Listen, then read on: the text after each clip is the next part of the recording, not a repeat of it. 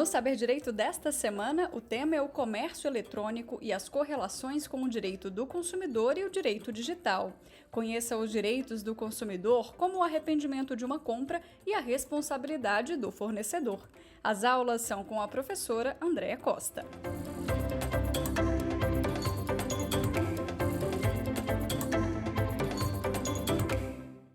Olá a todos, meu nome é Andréa Costa, sou professora, advogada. Estamos aqui para dar continuidade à nossa aula sobre comércio eletrônico, hoje falando sobre o comércio eletrônico e a sua correlação com o direito do consumidor. Nós vamos estar dando uma breve passeada pela história para ver como é que foi a evolução do direito do consumidor, como chegamos ao ponto que é hoje, de onde saímos e aonde estamos e se vamos caminhar para algum outro lugar melhor. E vamos lá então. O direito do consumidor, ele tem assim, a visão sobre o consumidor, a questão do consumo, ela começou lá com a Revolução Industrial, quando a gente parou de ter os produtos manufaturados e eles passaram a ser produzidos em série, em massa e em grandes quantidades. Você teve a vinda da população do campo para as cidades, onde também aumentava o consumo, aumentava as necessidades e essa produção passou a ser em série. Nós tivemos também vários outros acontecimentos e a gente viu a ascensão da burguesia, que também demandou mais assim, gastos, consumo. Então o consumo ele já vem de um tempo mais antigo. E aí a gente notou que durante essa evolução, o comércio aumentou, vamos dizer assim, a produção aumentou, a quantidade dos produtos aumentaram, mas e a qualidade? A qualidade era aquém. E quem era a ponta fraca nessa história? Era o consumidor. Por que ele era o consumidor? De um lado ele tinha o empresário, ele tinha as empresas, ele tinha um poderio, que fornecia o produto do jeito que queria, com a qualidade aquém do que deveria, e ao mesmo tempo o consumidor ele era restringido a exigir seus direitos, ele não podia reclamar, ele não podia falar nada, que ele ainda era podado nos seus direitos. E isso foi fazendo o quê? Que fosse sendo desenvolvido mecanismos e legislações para defender esse consumidor, que é a ponta fraca na relação de consumo. Ele é o mais fraco na relação, ele tem menos acesso, ele tem menos condições econômicas, então ele passa a ser a pessoa mais fraca na relação. Você tem uma grande empresa, uma multinacional, de um lado, e você tem do outro o consumidor. Quem tem mais poder econômico? Quem tem mais poder jurídico, no sentido de ter mais assessoria jurídica, de ter um advogado, uma equipe jurídica ali 24 horas? É o grande poderio econômico, essa grande empresa, ou é o consumidor? Obviamente, é esta grande empresa. Então, tudo isso fez com que fosse sendo desenvolvido ao longo da história o direito do consumidor e mecanismos para defender este consumidor. E aonde a gente chegou? No nosso Código Civil de 1916, não tínhamos nada em relação a isso. O consumidor ele não era protegido, não havia uma legislação específica e ele ficava à mercê do que acontecia. Com a Constituição Federal de 1988, isso mudou. A Constituição passou a trazer no seu artigo 5º a questão do comércio, a questão da defesa do consumidor. Então, ela traz lá no seu artigo 5º, no seu inciso 32, que o Estado promoverá, na forma da lei, a defesa do consumidor.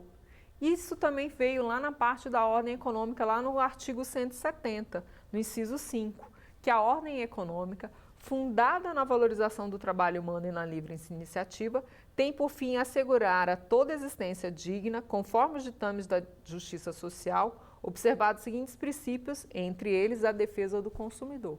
Então, de um mundo onde ele não tinha nenhuma garantia, ele não tinha nada, aquele consumidor passou a ter na própria Constituição Federal a sua defesa, a garantia de que o Estado ia promover meios e mecanismos, seja através de normas, seja como fosse, para garantir os seus direitos enquanto consumidor, para que ele não fosse mais o vulnerável, para poder compensar a sua vulnerabilidade. Não é que ele não seja mais vulnerável, É para poder compensar a sua vulnerabilidade e fazer com que ele tenha mais mecanismos e meios de se defender, meios de poder se assegurar os seus direitos, assegurar que aquele produto, aquele bem que ele adquiriu, aquele serviço que ele adquiriu vai ser entregue de forma adequada, que vai atender a propaganda, que vai atender o que se espera, a expectativa que se espera dele. Então, tudo isso veio com o quê?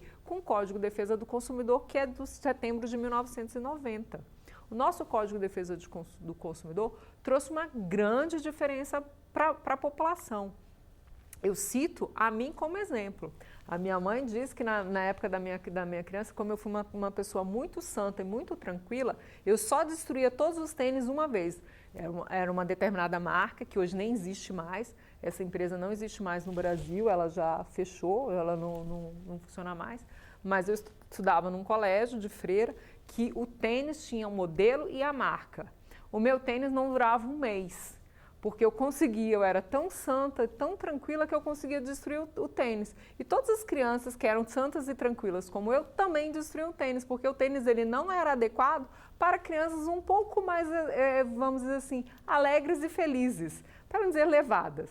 Então aquele tênis era para crianças, mas ele não aguentava o rojão de uma criança. Ele não aguentava que uma criança o utilizasse para brincar, correr, chutar bola ou fazer qualquer coisa. Ele se autodestruía.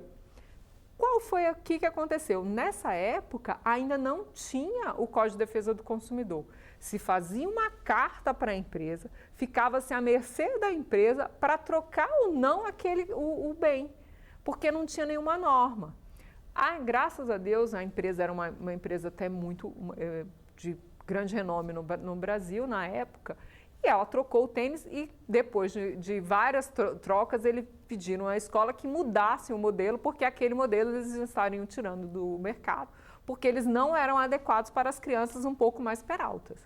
Então a gente vê que isso foi antes do Código de Defesa do Consumidor, foi um movimento que precisou ser feito, vários pais, várias mães foram reclamar, e depois de várias reclamações, de um longo tempo, é que foi retirado aquele produto do mercado. E isso, hoje em dia, é muito mais sério.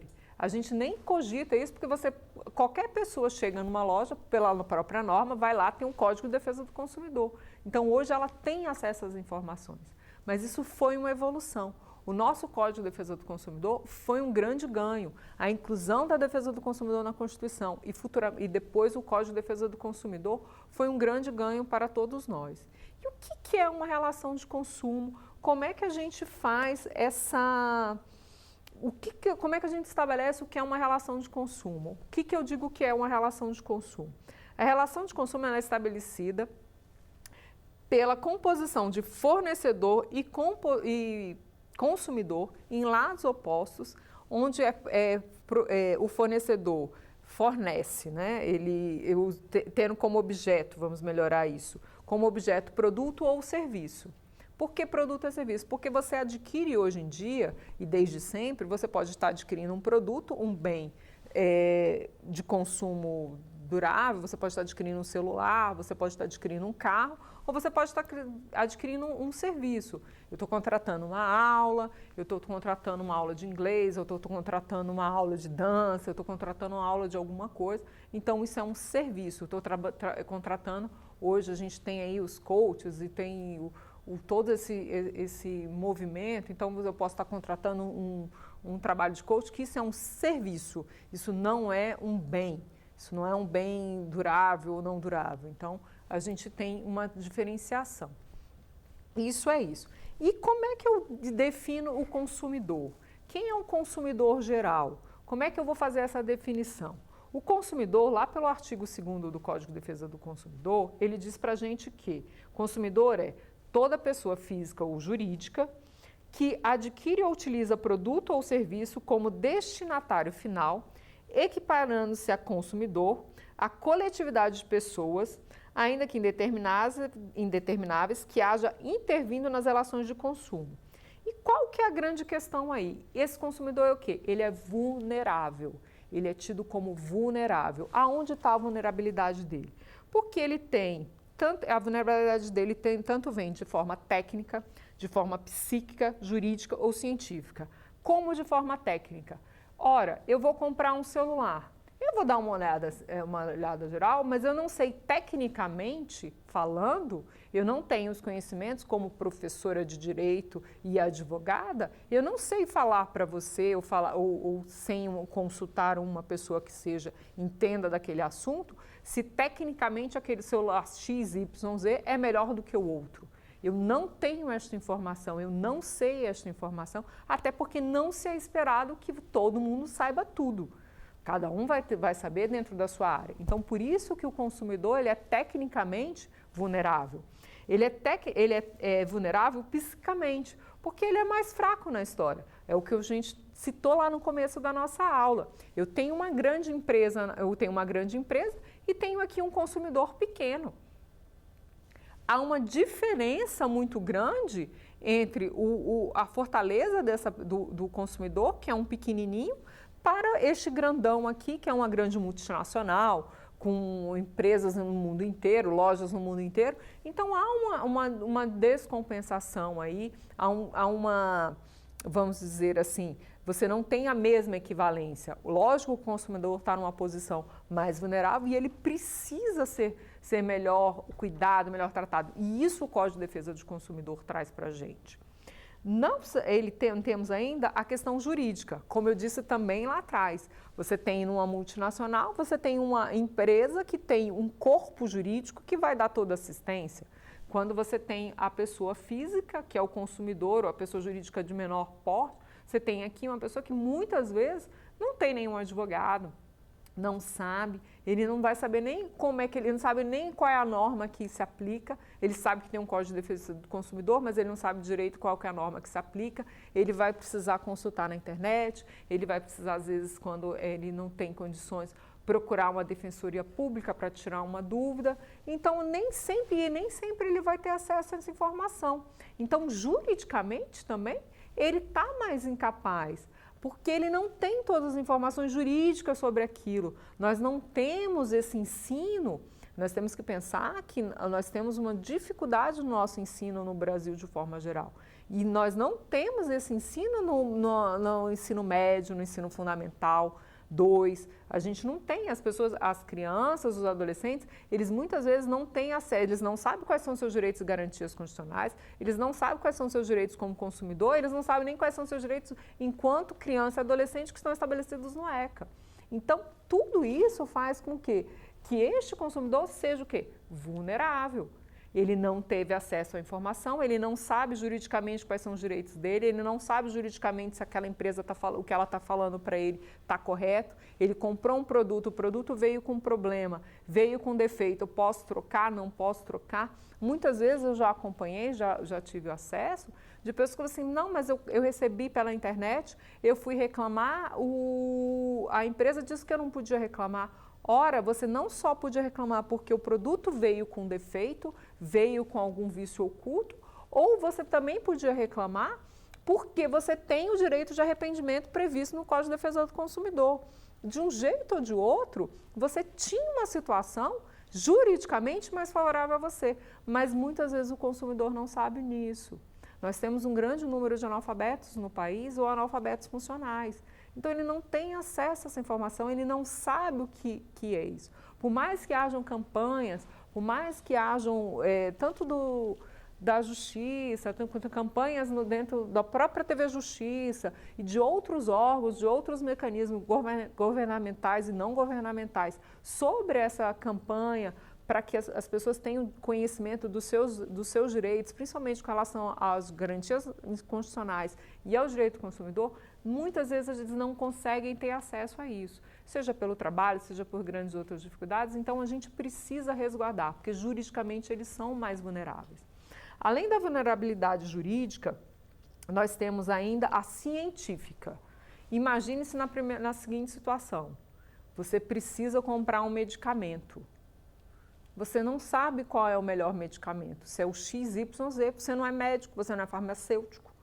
O consumidor, ele não tem essa informação. O médico vai falar para ele assim, você pode comprar esse medicamento, ele vai comprar aquilo que o médico falou. Ele não sabe cientificamente se aquilo está correto, se ele não está correto. Ele vai confiar num terceiro porque ele não tem essa informação. Se o laboratório X, Y ou Z se não passar a informação correta dentro na sua bula de remédio, ele não vai saber, porque ele não tem acesso a essa informação. Ele cientificamente, é o que eu estou explicando para vocês. Uma coisa é você é advogado, você é arquiteto, você é trabalhador rural. Você não vai saber qual o melhor remédio, qual o melhor medicamento, porque você não tem essa formação científica. Você depende do laboratório, do médico para te dar essa informação. Então, você também, consumidor, é vulnerável nesta hora, porque você não tem todas as informações. Além disso tudo, a gente tem um consumidor equiparado. O que é esse consumidor equiparado? É quando a gente protege terceiros que venham a ser abrangidos por algum evento danoso muito grande e que ele, assim, que está relacionado à ação dos fornecedores do serviço. Isso fica melhor explicado quando a gente cita o exemplo. Vamos lá. Eu não sei se vocês lembram, há anos atrás, do famoso caso da pílula de farinha, que era um anticoncepcional que determinado laboratório produzia, e aqueles medicamentos, nenhum deles era produzido da forma correta. Eles vendiam farinha, eram comprimidos de farinha. Então, várias mulheres engravidaram, várias pessoas engravidaram. Por quê? Porque o laboratório que produzia, ele fraudou, ele enganou a população. Então, neste caso, nós temos o consumidor equiparado. Por que o consumidor equiparado? Nós não sabemos, não temos como identificar quem são as pessoas diretamente relacionadas àqueles. Nem todas as mulheres engravidaram, muitas engravidaram, mas nem todas engravidaram. E nós não temos como identificar um por um quem foram as pessoas que compraram aquele medicamento. Então, você tem uma equiparação do consumidor, são várias, é uma coletividade. Isso pode gerar uma ação de dano moral coletivo feita pelo próprio Ministério Público. E como é um exemplo disso? Outro exemplo que a gente tem nessa situação? Nós temos essa situação nos recalls dos carros. Quando o carro vem com defeito, quando ele vem com um vício de fabricação, quando ele vem com defeito, você faz um recall. Tivemos um exemplo há anos atrás de um determinado modelo de veículo que quando você fazia, ele vinha, a proposta do carro é você rebaixar o banco traseiro para ficar com maior espaço. Só que ele tinha um vício, ele tinha um defeito na sua fabricação que quando você fazia esse rebaixamento, se você não tomasse cuidado, o banco rebatia e nessa de rebater, ele causou a amputação de vários dedos de várias pessoas diferentes. Então foi chamado para o recall, essas pessoas que foram identificadas com o dano efetivo, né, com o que foi a amputação do dedo, elas foram ressarcidas, mas foi feito um recall também para chamar todos os outros, porque você tinha as pessoas que eram equiparadas, que você não conseguia identificar, você não tinha todo o registro, porque você não tem só a pessoa que comprou o veículo na concessionária, aquele veículo pode ter sido revendido depois para um terceiro. Então, você não tem muito esse controle. Então, você faz um recall chamando todos os proprietários daquele modelo, daquela marca de veículo, para fazer um recall, para fazer o conserto daquele veículo. Outro exemplo nessa situação, que foi muito grave e também é muito antigo, não foi no Brasil, foi uma determinada montadora, ela produziu um carro, que o carro ele tinha uma peculiaridade horrível, por um erro de projeto, não se sabe por quê, mas o veículo, quando ele estava estacionado com a seta ligada para o lado direito e fosse abarroado na traseira, o tanque de combustível explodia. Havia um curto-circuito no carro e explodiu o tanque de combustível. Até se detectar isso, algumas pessoas infelizmente faleceram, outras ficaram gravemente feridas, mas isso só nos demonstra também o consumidor equiparado, porque eram várias pessoas que compraram nessa mesma situação do recall de um carro no Brasil. Você tem o primeiro momento que a pessoa saiu da concessionária, mas você não tem qual foi o trajeto do carro depois, quais foram as pessoas A, B e C que foram, e ao mesmo tempo você tem o consumidor aí mostrando a vulnerabilidade dele. Quando um consumidor vai imaginar que um carro, que era um carro de alto luxo, alto padrão, que numa determinada situação absolutamente às vezes corriqueira, que é você estar esperando num sinal, dando uma seta, e alguém às vezes dá uma batida leve na traseira do seu carro. Se aquela batida na traseira, naquela situação, causava a explosão do tanque de combustível por conta de um curto-circuito. Isso era inimaginável. Se você não tem um Código de Defesa do Consumidor, como vai ficar essa situação desse consumidor? Como vai ficar a situação do consumidor equiparado? Você não tem como defender. Então, tudo isso a gente tem dentro do Código de Defesa do Consumidor, tudo isso a gente tem na evolução dessa defesa ao consumidor, que tem nos trazido muita ajuda, que tem trazido muita coisa positiva, porque a gente tem sempre que pensar, nós somos consumidores também, nós estamos na ponta fraca, seja você, qual foi a sua formação, não interessa, se você hoje é estudante, amanhã você é um profissional, seja do direito ou de outra área, em muitas situações você ainda vai estar vulnerável, porque nós não sabemos tudo e nós estamos à mercê. Uma coisa é você saber o direito, outra coisa é você saber tecnicamente uma informação, uma coisa é você saber o direito, outra coisa é você saber cientificamente como é que aquilo vai se portar. Então, nós não temos todas as informações, o que é natural. Então, por isso nós ficamos na ponta vulnerável, por isso o consumidor fica na ponta vulnerável da relação de consumo. Além disso, nós temos também a definição sobre fornecedor. Quem é o fornecedor?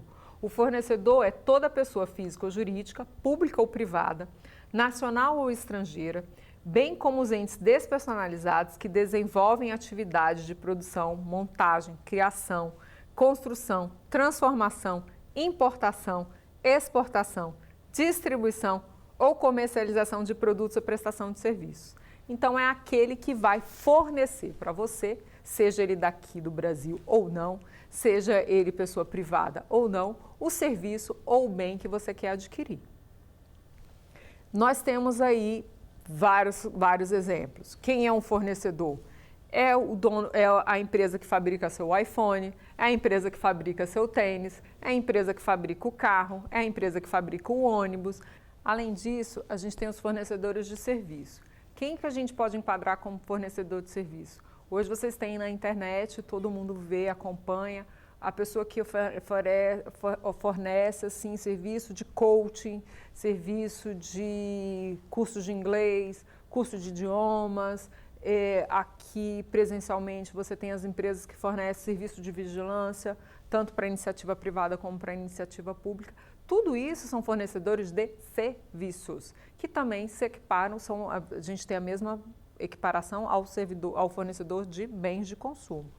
Essas pessoas, elas estão do outro lado da relação de consumo, eles estão na outra ponta. A ponta vulnerável continua sendo o consumidor e o fornecedor, ele é considerado como uma pessoa que está assim, que tem mais recursos, que tem mais facilidades, que é o opressor, às vezes até tiro de uma forma até meio injusta, né, como o opressor do consumidor. Não é isso, gente. O fornecedor, o empresário, a empresa, nem a clínica, o hospital, o laboratório, eles não são vilões, não é isso que a gente está falando.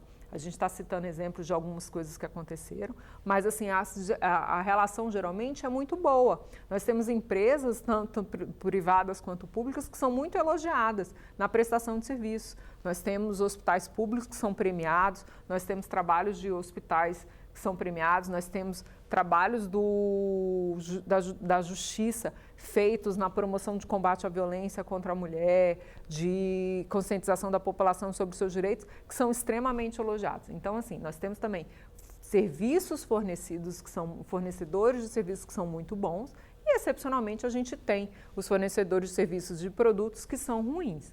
Mas não vamos também generalizar, porque a gente fica falando assim, parece que são vilões, não são vilões. São casos esporádicos.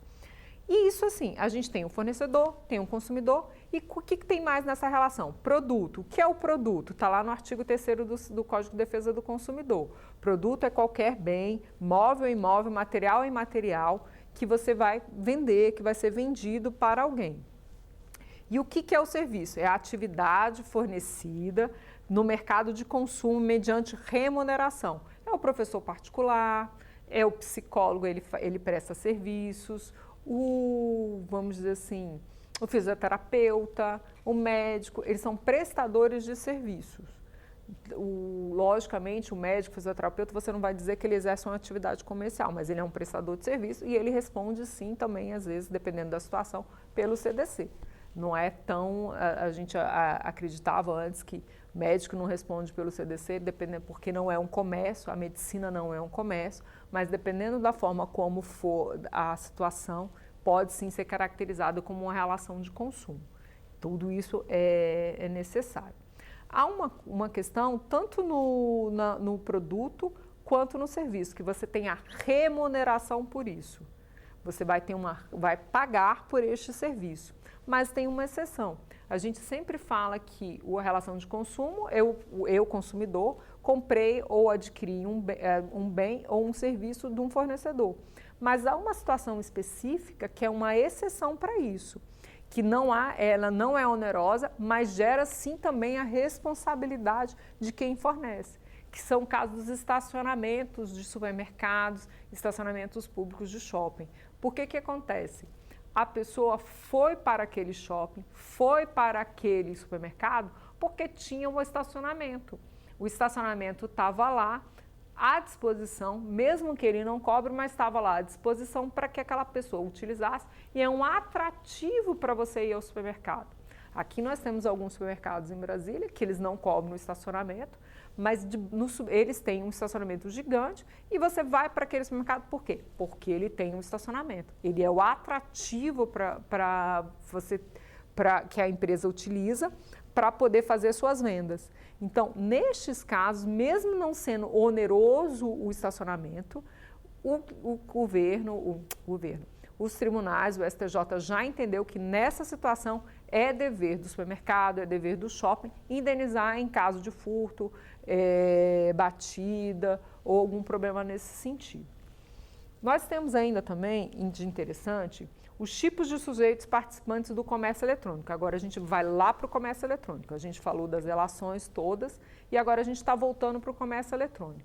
Nosso primeiro exemplo é o B2B, que é empresa a empresa. É um exemplo para isso, a gente tem assim, são as empresas que contratam os portais para alocar a sua empresa digital, a sua loja virtual. Então você tem uma relação assim, empresa a empresa. Essa relação empresa a empresa, ela está mais ligada ao varejo eletrônico, ela não passa pelo consumidor. Ela já vai empresa a empresa ali, elas estão negociando para fazer uma venda, uma coisa mais, casa vendendo insumos, elas estão mais ali dentro.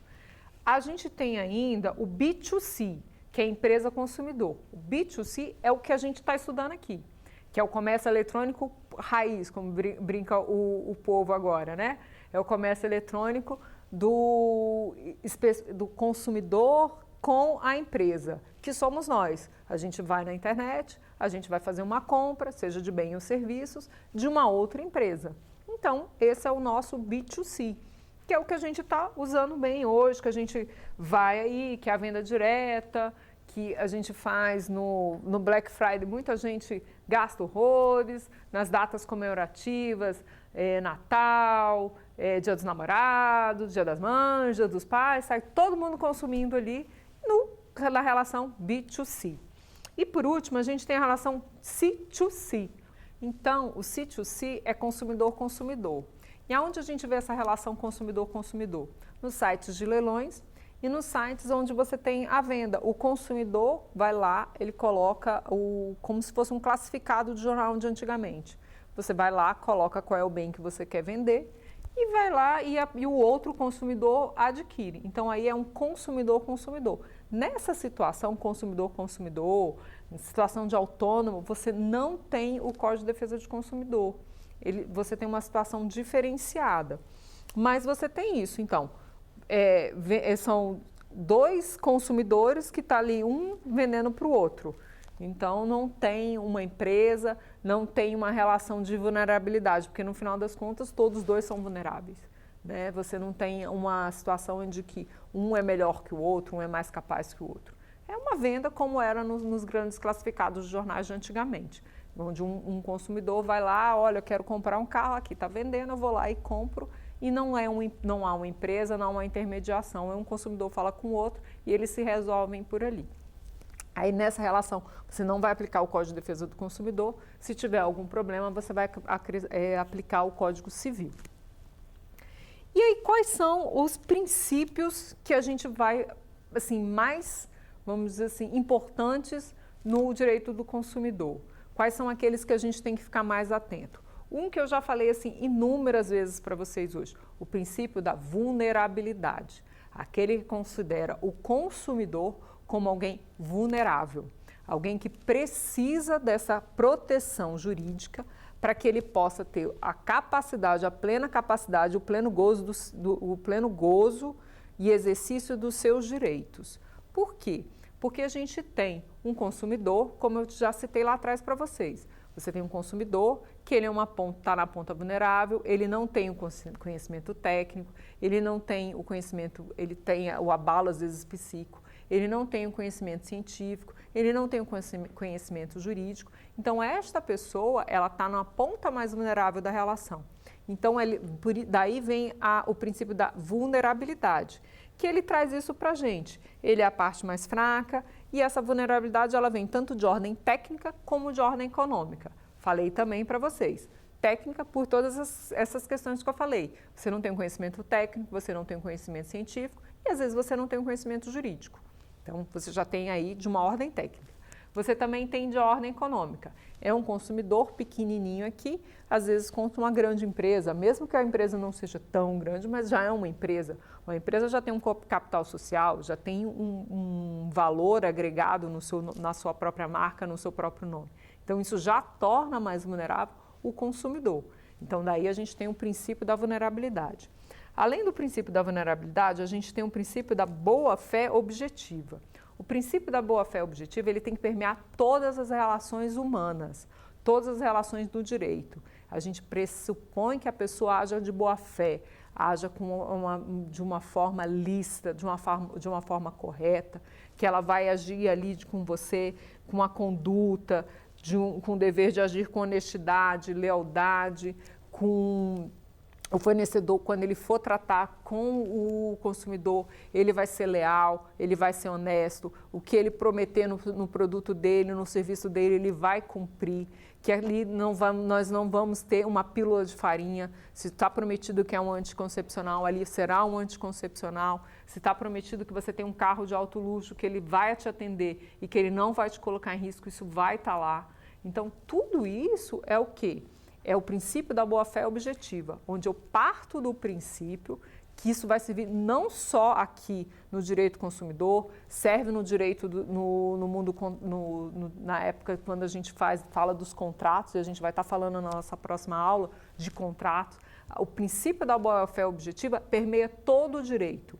E a gente até vê muitos hoje falando o quê? Se fala muito de compliance, se fala muito a própria legislação, Lei Geral de Proteção de Dados, tudo isso se pressupõe quê? Boa-fé objetiva, lealdade, honestidade, cumprimento da legislação, cumprimento da norma, tratamento adequado para o consumidor, respeito a este consumidor, dizendo que eu prometi um produto X, prometi um serviço Y e isto foi entregue. E isso vai ser adequado e vai atender às expectativas que estavam ali, as expectativas que foram criadas pela minha propaganda, as expectativas que foram criadas pelo produto que eu prometi fornecer. Então, o consumidor, quando adquirir aquele produto, ele vai ter tudo isso dentro do princípio da boa-fé objetiva. A gente parte do princípio, a gente está falando muito de defesa do consumidor, mas é importante a gente ter isso. O Código de Defesa do Consumidor, ele vem para quê? Para as exceções. A maioria, a grande maioria, funciona, gente. Não vamos pensar que as pessoas, os fornecedores são vilões, que sejam maus, não é isso. Muito pelo contrário, a gente tem hoje, com a maturidade, a maturidade da norma, com o desenvolvimento das pessoas, muito dessa própria luta que vem não só da população, mas vem dos próprios órgãos governamentais, Ministério Público, os legisladores, o judiciário, todos esses numa busca pela efetiva defesa do consumidor, nós temos hoje empresas sim que são premiadas pela boa-fé objetiva, porque elas cumprem o que prometem. Então a gente tem um outro lado. A gente precisa ainda da norma porque existem as exceções. E aí a gente, além do princípio da boa-fé objetiva, a gente tem um princípio da informação. O que é o princípio da informação? Aquele produto, aquele serviço que vai ser fornecido, eu vou ter a informação naquilo ali. Eu vou dizer ao meu consumidor, eu fornecedor, vou dizer ao meu consumidor o que é que eu vou fornecer, com todas as informações claras e precisas. Quando eu for olhar um produto, eu vou poder olhar na qualificação técnica, nas indicações, o que aquele produto fornece, o que aquele produto tem, quais são as características dele, qual é a finalidade dele, o que ele vai fazer, qual é a utilização. Quando eu estou falando de por exemplo, de um medicamento, quais são os efeitos colaterais, qual é o atendimento dele, qual é a finalidade daquele medicamento, para quais tipos de doença ele vai servir, quando ele não pode ser utilizado. A gente tem várias campanhas que, dependendo da doença que você tiver, por exemplo, dengue, tem algumas medicações que você não pode tomar, porque elas podem piorar o quadro da doença. Então, todas as informações têm que estar na bula. E aí vem o princípio da informação. Quando você vai adquirir um carro, quando você vai adquirir um celular, quando você vai adquirir uma viagem, por exemplo, um pacote de viagens, você precisa de todas as informações. Quais são os passeios, o que está incluído, para onde você vai, qual é o quarto de hotel que vai ser fornecido, qual é o avião que você vai pegar, se vai ter transporte entre o aeroporto e o hotel. Então, todas as informações, elas são necessárias. E daí você tem o princípio das informações. O princípio da informação, que ela tem que trazer tudo isso. Você tem que ter acesso às informações. Já imaginou, você vai comprar um veículo e você não sabe quais são as características daquele veículo? Você não está falando de comprar um bem de consumo barato, porque um carro é um bem caro. Então, você tem que ter toda a qualificação técnica, você tem que ter todas as informações sobre aquele veículo. O que se olha quando você vai comprar um veículo? Qual é o consumo, como é que é a manutenção, quanto custa essa manutenção. Todas essas informações, elas têm que ser fornecidas pelo fornecedor, pela montadora, pela concessionária, que ela vai te vender aquele veículo. Além do princípio da informação, a gente tem ainda o princípio da transparência, que também vem de novo. O princípio da transparência está ligado diretamente ao princípio da informação, porque você vai trazer a transparência dessa informação. Ela tem que ser clara, ela tem que ser ostensiva, precisa e correta. Você tem que ter assim, na hora que eu for olhar uma pesquisa, eu vou pesquisar qual é o smartphone que eu quero comprar. Eu vou ter o fornecedor, né? A empresa que produz aquele smartphone, ela vai ter que trazer para mim todas as informações da forma mais clara, ostensiva e precisa. Quando eu adquiri, vem isso, esse celular tem uma capacidade X, tem um armazenamento Y, então todas as informações vão estar ali, todas, sem exceção. Então, assim, que são necessárias para eu tomar uma decisão. Até porque é essa transparência nessas informações, na clareza delas, é que vai fazer você fechar um contrato de compra e venda ou não. Porque quando você passa o seu cartão, quando você efetivamente adquire um bem ou um serviço, seja por débito, crédito, da forma que for, mas na hora que você paga efetivamente aquele serviço, você fechou o seu contrato. Você então estava só analisando, pensando de acordo com aquelas informações que está lá dentro do princípio da informação, da transparência, é que eu vou decidir aquela compra. Então aí eu vou efetivamente comprar o meu bem de consumo, seja um celular, seja um carro, seja uma medicação, o que for. E a gente ainda tem também, dentro do e-commerce muito forte, o princípio da confiança. Onde é que entraria esse princípio da confiança? É porque, na hora que eu adquirir esse bem na internet, por exemplo, no e-commerce, eu tenho que ter a confiança de que ao adquirir, eu vou recebê-lo. Que eu não vou só comprar, que eu não vou comprar um produto e, de repente, vai chegar na minha casa um tijolo. Então, pelo princípio da confiança, eu vou adquirir um bem e este bem, ao chegar, será exatamente aquele que me foi passado. As informações com clareza, dentro do princípio da informação e do princípio da transparência, foram me passadas com as informações com clareza, de forma ostensiva e tudo mais. E, atendendo ao princípio da confiança, eu vou receber efetivamente aquele bem. Cito um exemplo muito claro, que acontece nas Black Fridays e nesses feriados que o comércio eletrônico tem uma expansão e ele, principalmente esse ano, né, ele teve um grande aumento, que é quando você tem uma Black Friday, por exemplo, você vai adquirir um micro-ondas ou um tênis e você adquiriu naquela determinada loja e depois de um tempo, dentro do prazo previsto, você recebe ele em casa. Ou seja, o princípio da confiança foi aceito. Você teve a transparência nas informações, todas as informações foram passadas para você e dentro dessa confiança você recebeu aquilo que você adquiriu. Então, são esses princípios básicos que vão estar ali ligados ao nosso Código de Defesa do Consumidor e essa defesa do consumidor, que vai se aplicar também no e-commerce, vai se aplicar também no comércio eletrônico. E agora a gente vai fazer o nosso quiz, para a gente fazer um teste sobre os nossos conhecimentos. Questão número 1. No tocante à proteção do consumidor, podemos afirmar que a massificação dos meios de produção e o surgimento da sociedade de consumo não influenciaram no movimento de proteção ao consumidor. B. A sociedade de consumo estava devidamente tutelada pelos esquemas tradicionais do direito. C. A legislação pátria assegura direitos individuais e coletivos, trazendo ainda princípios contratuais. D. A proteção do direito ao consumidor não está inserida na nossa Constituição Federal. Então, a correta é a letra C.